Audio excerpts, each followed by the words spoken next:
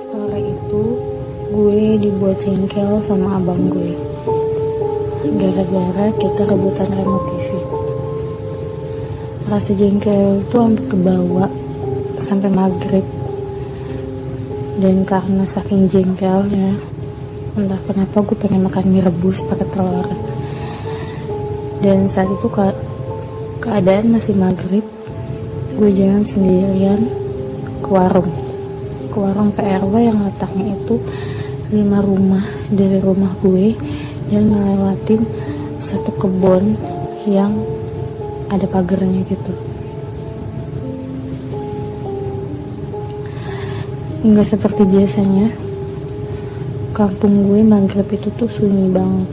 Biasanya walaupun maghrib ada 1 atau 2 tetangga yang duduk di depan teras rumahnya, atau enggak pintunya tuh terbuka. Ini bener-bener nggak ada, sunyi, nggak ada orang sama sekali, dan pintu rumahnya tuh semua ketutup rapat.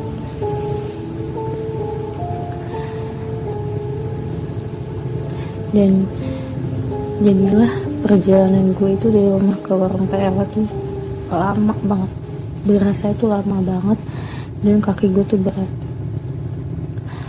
By the way, rumah gue ini adanya paling ujung di pertigaan, dan di belakang rumah gue itu ada kayak tempat pemakaman umum yang luas banget. Jadi nggak persis di belakangnya, cuman ini rumah gue ada kebun kecil, terus ada jalan setapak kecil, terus baru TPU-nya. Dan memang kalau sehabis ada orang meninggal atau apa, pasti sunyi banget di kampung gue itu. Dan gak tau kenapa langkah kaki gue tuh agak berat dan mata tuh rasanya gamang. Emang biasanya gue ini sensitif sama hal-hal yang kayak gitu, apalagi kalau gue lagi marah atau ngambek, itu sensitifnya tuh jadi nambah, jadi lebih kencang. Dan tibalah pas gue lewat kebun berpagar itu, kebun yang kata dijual tapi gak laku-laku. Pas lewat situ, hati gue udah ngomong, jangan nengok. Tapi gak tahu kenapa hati gue dan mata gue gak sinkron. Gue nengok ke kebun itu, dan gue melihat ada sosok yang duduk sila di atas pohon dengan rambut yang nutupin mukanya gitu. Gue kaget setengah mati. Jadi di samping di sosok ini ada satu sosok lagi yang gue nggak tahu itu apa, pokoknya putih panjang, dan gue nggak tahu ujungnya itu apa, bentuk ujungnya itu apa gue nggak tahu.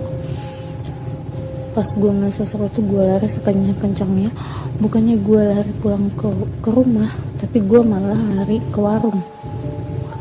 Sesampainya di warung, gue nggak cerita apa-apa sama yang punya warung, cuman gue ngulur waktu biar gue tuh dapat teman buat balik. Jadi gue nunggu kendaraan atau orang yang lewat biar gue bisa bareng sama dia. Dan gak lama ada motor lewat, gue barengan lari sama motor itu. Gue lari sekencang-kencangnya, gue nyamain sama larinya motor. Dan gak tau kenapa walaupun larinya bareng motor, tapi rasanya tuh dari warung ke rumah tuh jauh banget. Udah gitu kayaknya kepala gue tuh makin gede gitu. Nah sampainya di rumah, gue nangis sama ibu gue sama abang gue ceritain apa yang gue lihat sama mereka.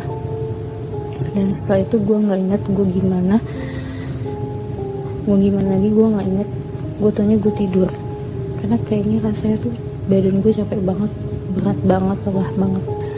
Dan besok paginya ibu gue dan abang gue baru cerita kalau semalam gue itu pulang ke rumah bukan dalam keadaan nangis, tapi gue cekikikan.